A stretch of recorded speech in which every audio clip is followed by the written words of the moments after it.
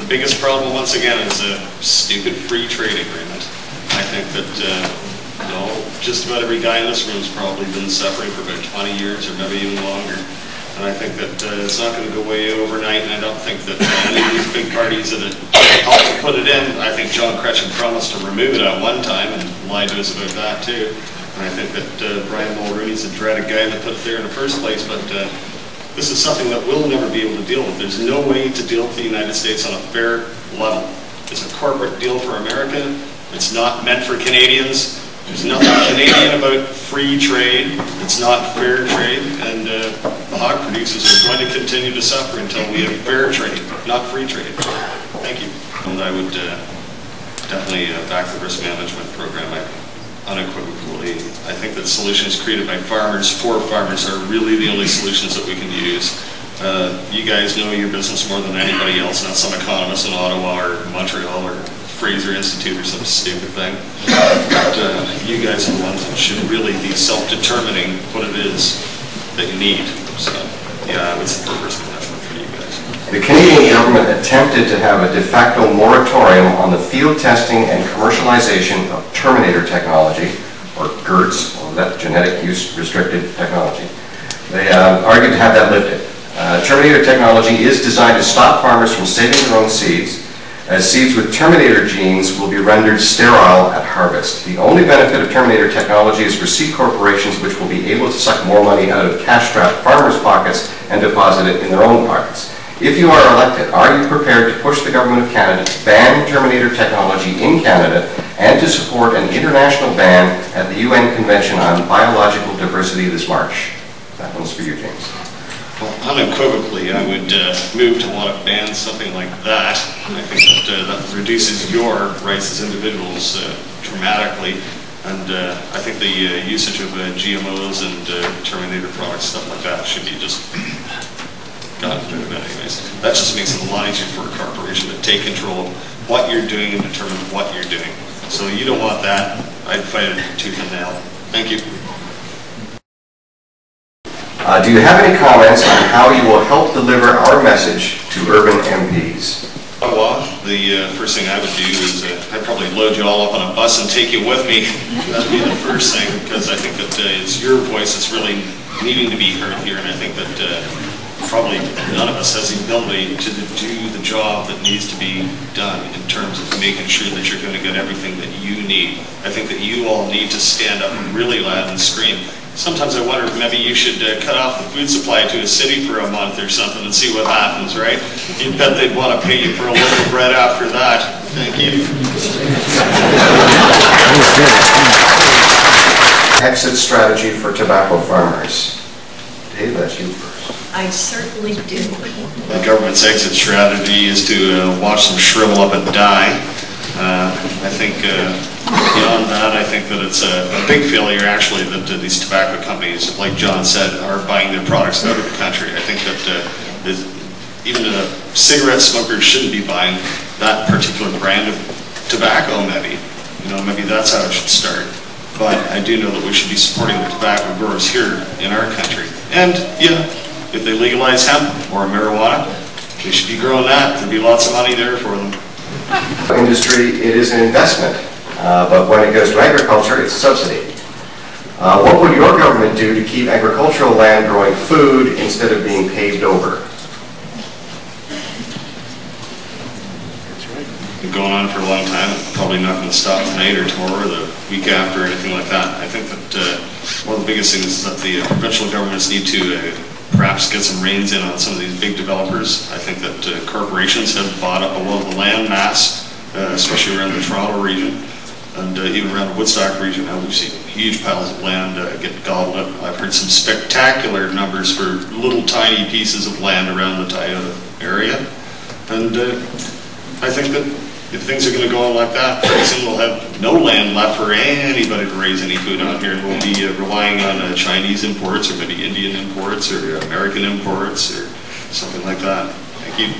% return before wages are drawn. What am I going to do? I have no choice but to quit. I can't live up the empty promises of the big parties. We need some type of cost of production guarantees. Will your party commit to this? Starting with John. Yes, sir. Wow, $1 million debt, 3 to 4% return? That sucks. I think you should be growing pot somewhere, man. You guys are almost going to have to turn into a bunch of criminals so you can bloody survive. That's the problem. You know, I don't think it's any little Dave after you with his gun. I think that you have a lot of work to do, and I think that that's a sad statement. $1 million at 3 to 4% return? I'm a business guy. Holy crap, I have no idea how you do it. No idea. I'm stunned. Thank you.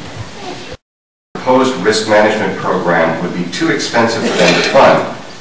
Would your party consider giving some of this tax to funding the RMP for our farmers?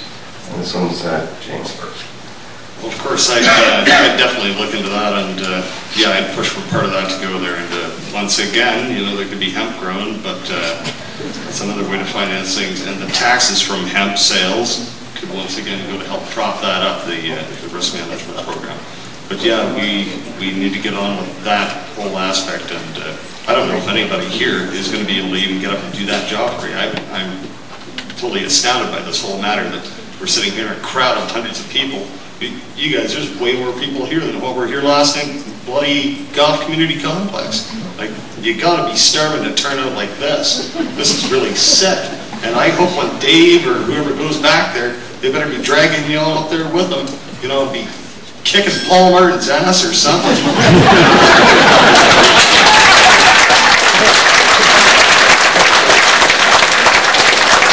This week, and the NDP's fully balanced platform is at 71 billion. The Liberals' Book of Promises is at 80 billion. My question to you is, what is the total cost of your tax cuts and rebates, and what's going to the cost to be to taxpayers and our social programs?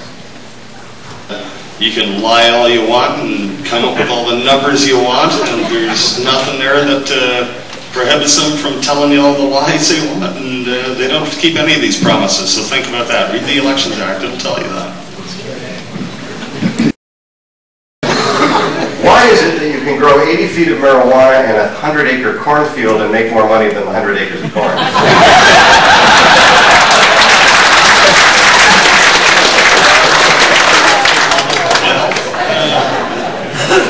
I'm not sure, but I do know that there's some big discrepancies in the pricing of marijuana. The Canadian Police Association says it's worth a hell of a lot more than I know it's worth. I think, frankly, it's worth a lot of money, first off, because people are willing to pay for it. There's probably about 2 million pot smokers in Canada that are buying it every day from criminal sources and not paying any bloody taxes. Tax dollars could go to paying for programs for you guys and for other people. And I think that one of the biggest reasons for that is that there's a whole lot of bloody Americans there that want Canadian pot. You'll get arrested after this show, Is there any other candidate wish to rebut? I have no idea of the money, but James, I think the Americans are looking for your friend Mark Emery. Hey, our Canadian government sold that poor guy. First, as a livestock producer, whether sheep, dairy, or beef, the border closure as of May 2003 has cut off our breeding stock and sales to the USA and Mexico. What are you prepared to do to reopen the borders for the best genetics in the world? Thank you. The entire beef industry, and this has been going on for some time, and it's a pretty sad day in Canada when it's cheaper for you to load up your 22 and shoot something in the head and bury it back at your farm. You know, it's wrong. I talked to a lot of guys over the past year, over the last couple of years, and one fellow said to me he loaded up some jerseys, sent them up to KW Stockyards, and by the time all was said and done, he had a $25 check in his hand. You know, and that's just sick, right, to see things like that. Those same cows McDonald's would have taken and probably made about $15,000 to $20,000 out of like that, you know, by the time all was said and done. So, yeah, we need to open the borders up again, but once again, you know, relying on the American economy to drive our country here and to drive our farmers isn't the right thing either, because the more you have to rely on them, the more susceptible we will be to being crushed every time they roll over in the middle of the night.